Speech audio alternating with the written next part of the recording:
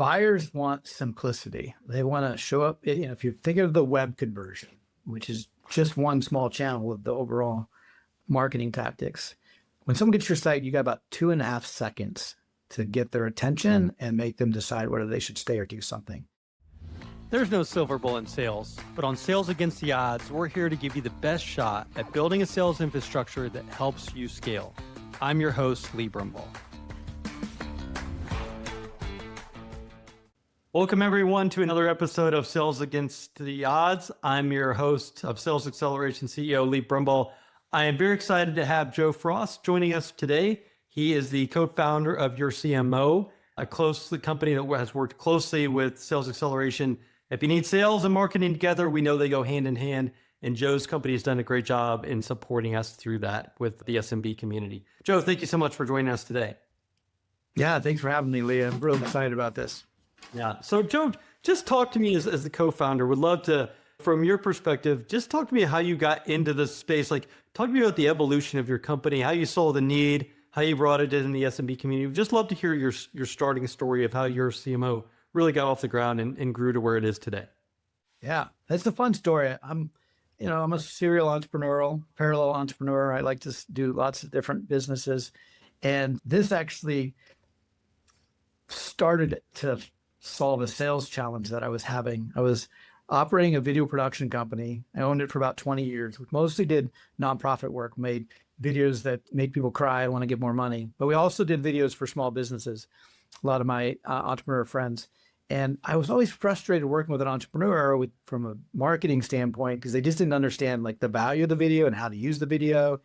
They were like a one-time client. But if they had a marketing person, like a leader, a strategic thinking marketer on their team, they would do video every quarter and they understood the value of it. And like, that's my ideal client, is an entrepreneur, founder-led marketer or company, but has a strategic marketing, but there weren't many of them out there.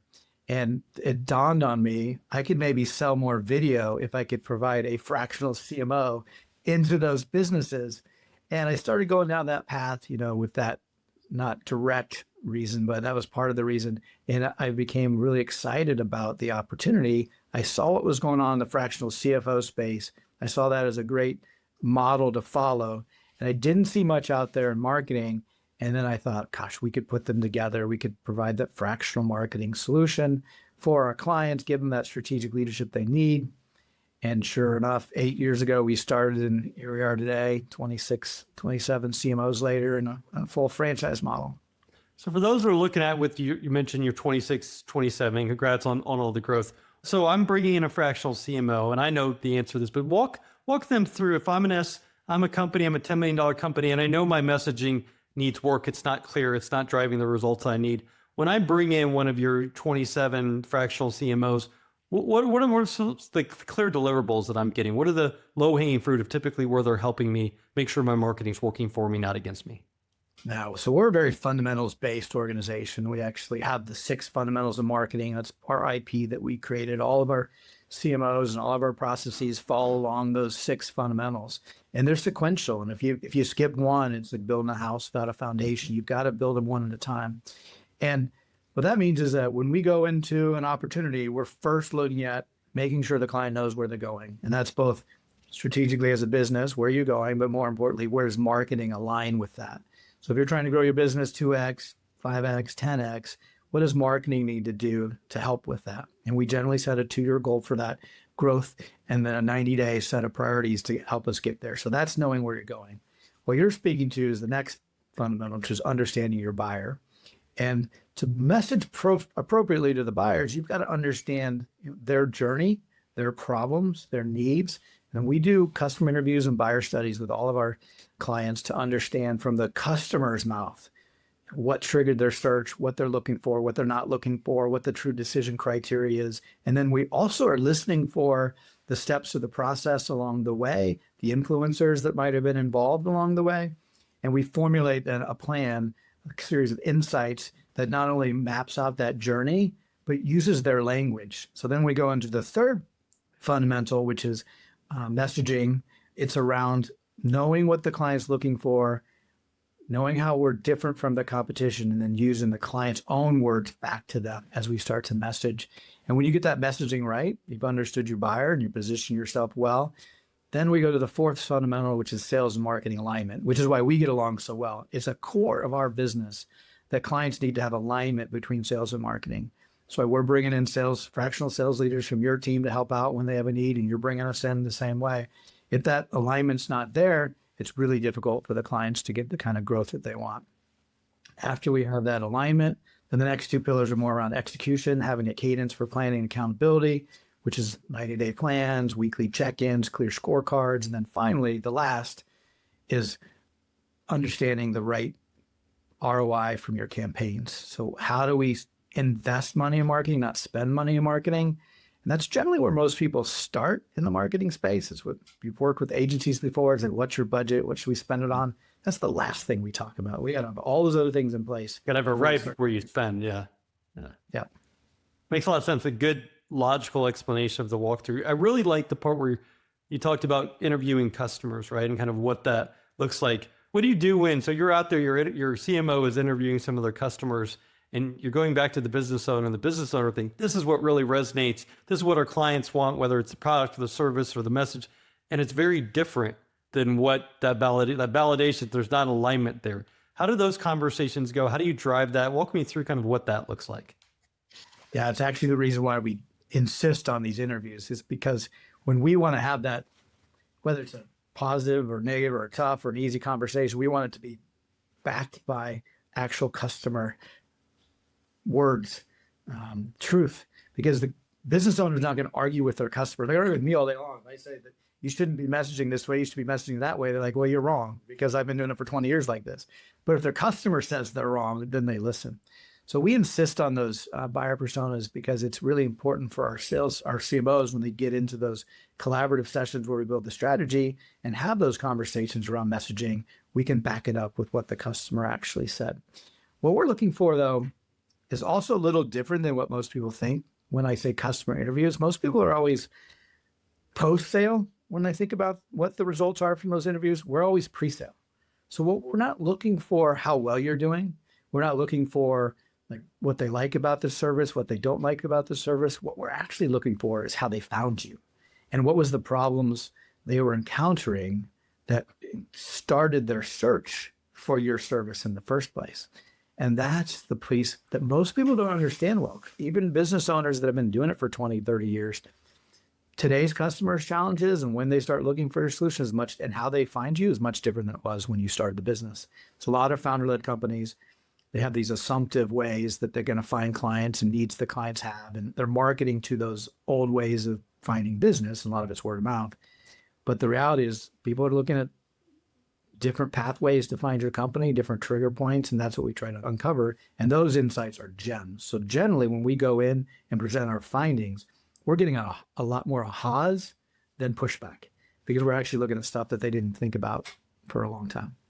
That's really interesting. And we work a lot with, on top of the funnel too, right? And it is very different. I mean, we have so much noise, whether it's, we can't even keep up with our emails, if it's a business owner, whether it's emails or LinkedIn, it's very hard to keep that noise rate. So how that company finds you really intrigues me, because I think the stats point to it's more and more of, by the time they get to that salesperson or they're really reaching out, their decision's almost all the way made. Like they validated so much, like that journey is so much different than it was even 5 or 10 years ago. So how do you see that differs between like different types of companies? Do you find there's a wide gap on some companies in the B2B world, they're finding LinkedIn, some it's still email, some it's, influencers? Like how big a range is that difference of how companies find you today?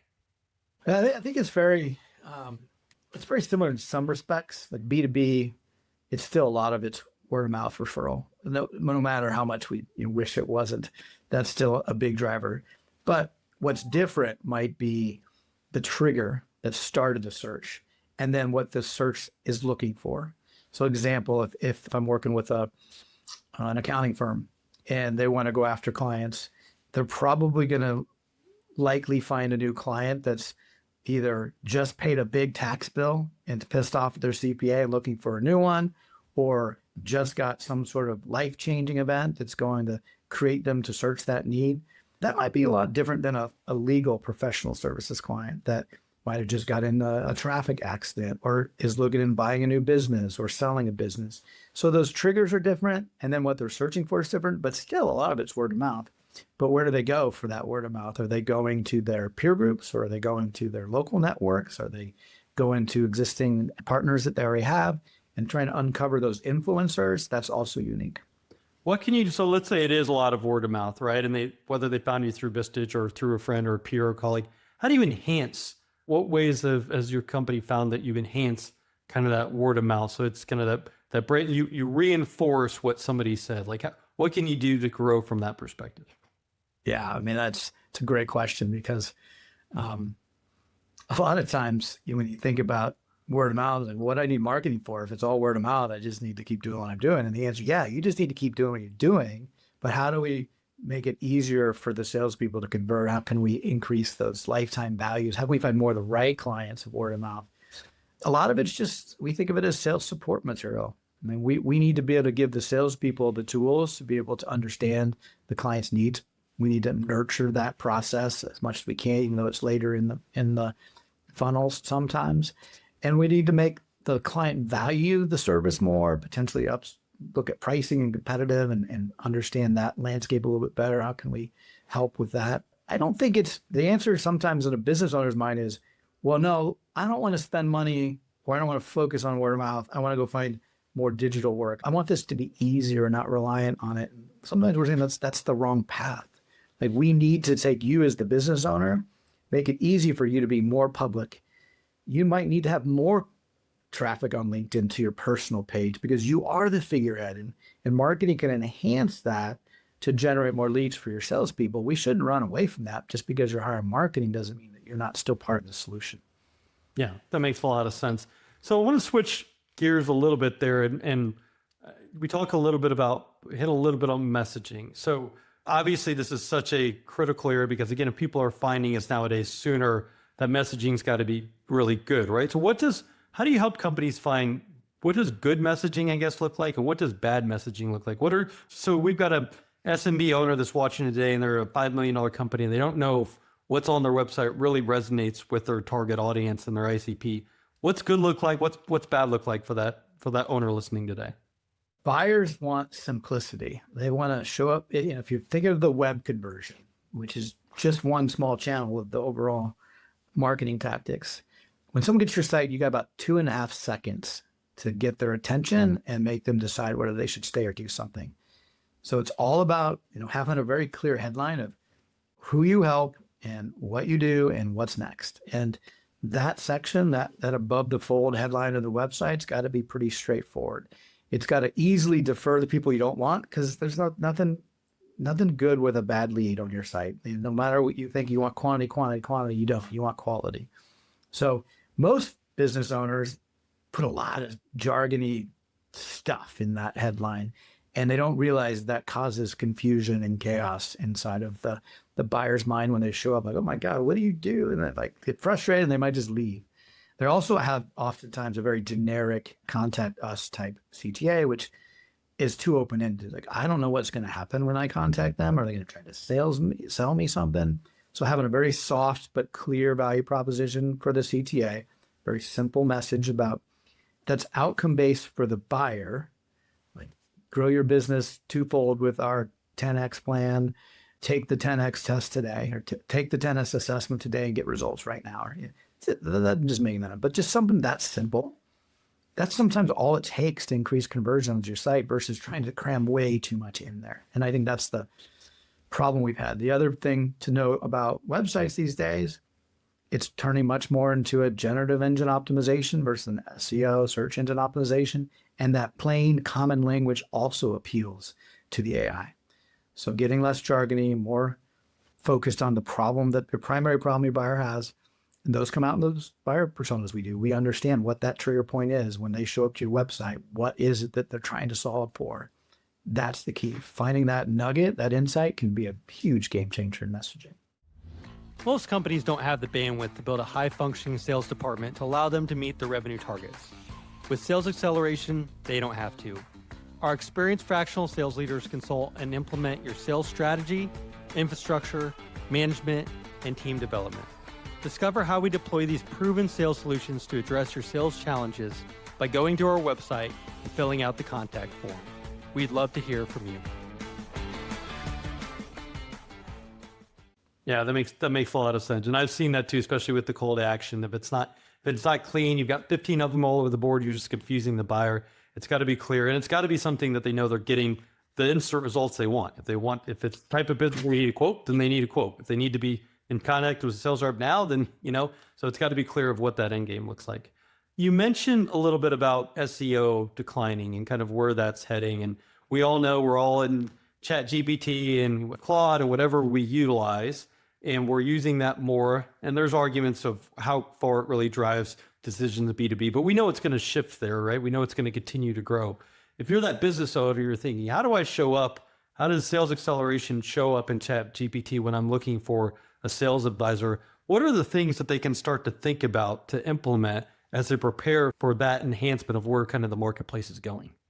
There's a lot of resources out there. It keeps growing and growing and growing. And assessments you can do, if you can put your website in, plug it in, and get an AEO report back that tells you how you are positioned and what you need to do to improve. And a lot of it is more of the traditional on-site SEO work that you need to do. You got to have good, clear meta tags and descriptions.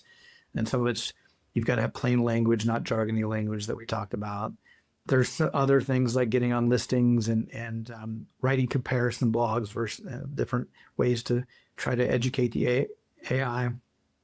There's no silver bullet yet. There never is. I always thought SEO is such a slippery business model because you just never, in that business, you have to wait 6 to 8 months before you see results. But meanwhile, pay me $5,000 a month. And it's just always been like snake oil, in my opinion. It's hard to find good providers there. When you do, just hold on to them.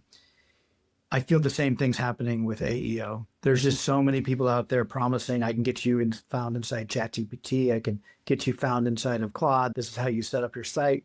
And some of it, is traditional SEO optimizations. Yeah, that's going to benefit you. You should be doing some of that. Some of it's just snake oil, because the reality is the AI is changing so fast. It's always the next best guess. There's no way to know what it was. It's not an algorithm that you can figure out and reverse engine like a search engine. It's actually guessing. You can't deprogram it. You can't figure it out.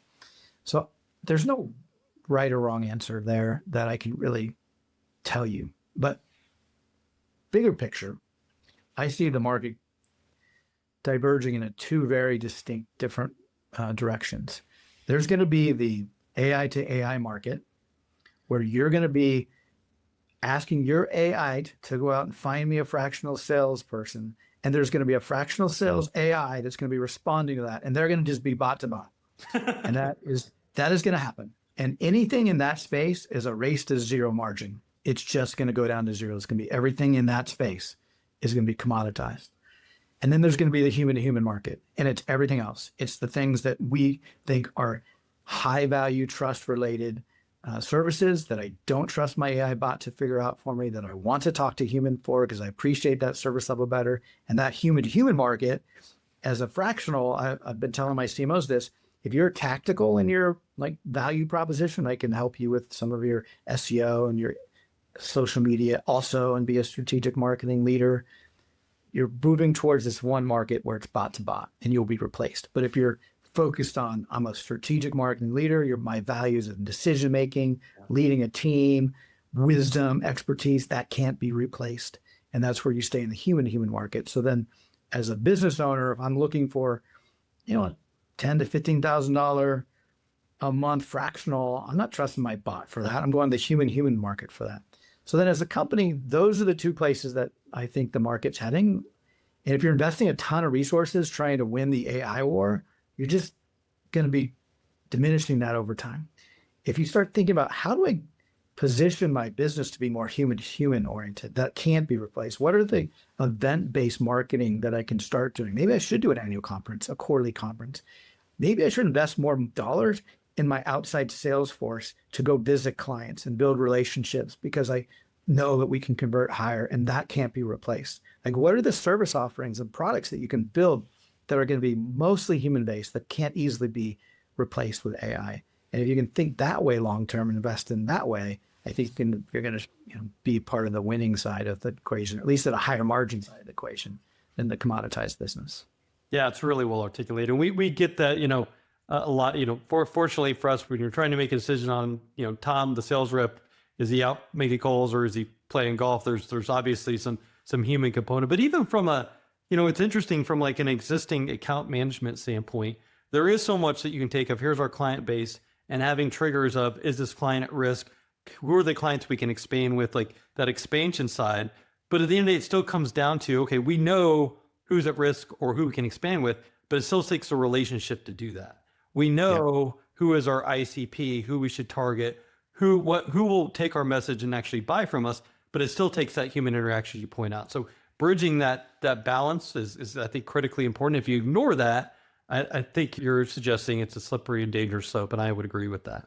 Yeah. And we're fully embracing AI. So I'm not suggesting anybody avoid it because it's a race to the bottom. Yeah. But just know that that's where certain work is headed. Certain products and services are going to be completely diminished over time from the AI. And if you're in that potential gray area where your business could go one way or the other, just know that you should try to move now, pivot towards more of a human-centric business model. Yeah. Well, you mentioned AI and what your team is doing. I know that there's a lot that you're doing on enhancing in your own products. Fill us in a little bit of where you are with what your CMO is doing on the AI side and how you're bringing that to your clients. Yeah, we've been looking at AI for several years, and we're in the process of becoming a Claude certified company. All of our CMOs are getting Claude certified just because it's such an important tool for every professional to have. And at some level, I think most of us by now have been using ChatGPT or Claude or Gemini or Grok or some sort of tool to help us with writing, with thought leadership or ideation, etc. That's super important, and it makes a smart person smarter and a dumb person dumber, I think, depending on how you use the tool. Where we saw the opportunity was, how do we build AI into our service offering that adds value to our clients without becoming value-added resellers of AI? And that was our challenge, because it'd be very easy to say, hey, we've got this cool content marketing AI, and we're going to sell it to you. And as your CMO, we'll set up, and then you just have this tool to operate. And there are people that are doing that, and it works just fine. But we didn't want to be that company. We're at the core. We're strategic marketing leadership, 6 fundamentals of marketing. That's our IP. How could we build AI to support that initiative? And what we discovered was there's an opportunity for companies to integrate a hybrid of a CMO-led strategy with a core set of AI execution tools that are driven from the client's data, historical and real time, the CMO strategy, and our IP. So we built what we call the core growth system. It's the CMO orchestrated revenue engine, and it consists of a searchable vector database that has all the client data and all the real-time data that's relevant to the client going into one database. That database then is run through our IP, the 6 fundamentals of marketing, and works with the CMO to build a strategy. And that strategy then outlines the tactics that need to be executed on to reach that strategy. And the tactics then, as the CMOs, we decide which ones make sense to be agents. So we bring in those agents and we plug them in.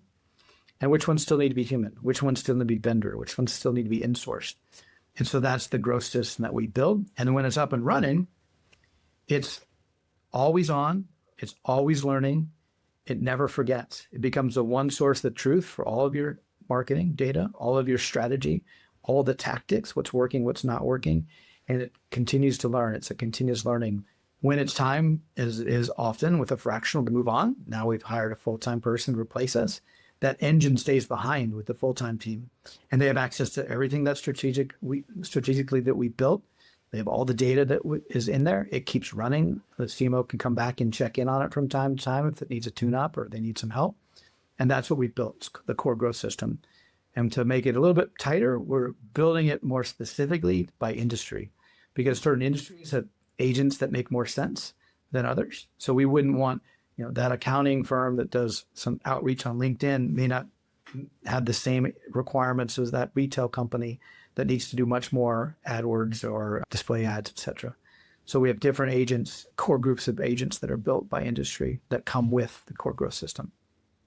Very cool. Way to get ahead of this. And obviously, It's interesting of how you've built in for not only for the now, but the future of the company, how you can be an extension. Great way to still help that company grow, even if you're not a part of it, and be able to utilize it to their skill set, and not know the industry piece. So that's interesting, because I think you're spot on. There's big differences, and that learning is a critical component of it. So yeah, and our CMOs, they've been doing this by hand for years.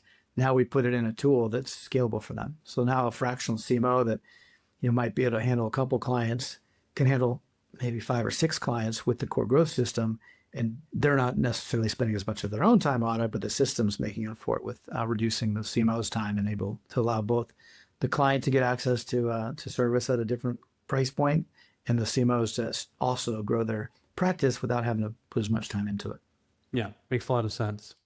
So last question for you. Again, you're that $5 million company. You feel like your marketing is not working. I was looking prepping for this. I love your website of where it talks about you're that founder. If marketing is the founder, like this is for the company for you, right? So if that's that situation we just described, you're that founder, and they're saying marketing is really me. If I went away, we wouldn't have a marketing guiding. What's that last area that they should be focused on? What's any aha moment for that type of business owner that's listening today? Well, almost every founder-led marketing, founded a company that also does marketing is currently suffering from some sort of PTSD from marketing. Mm-hmm. They've been burned so many times by agencies. They've made so many bad hires. They've chased too many tactics and shiny objects, and they're just frustrated because nothing's working. Or what's working has got them where they're at and where they are, and they can't go to the next level.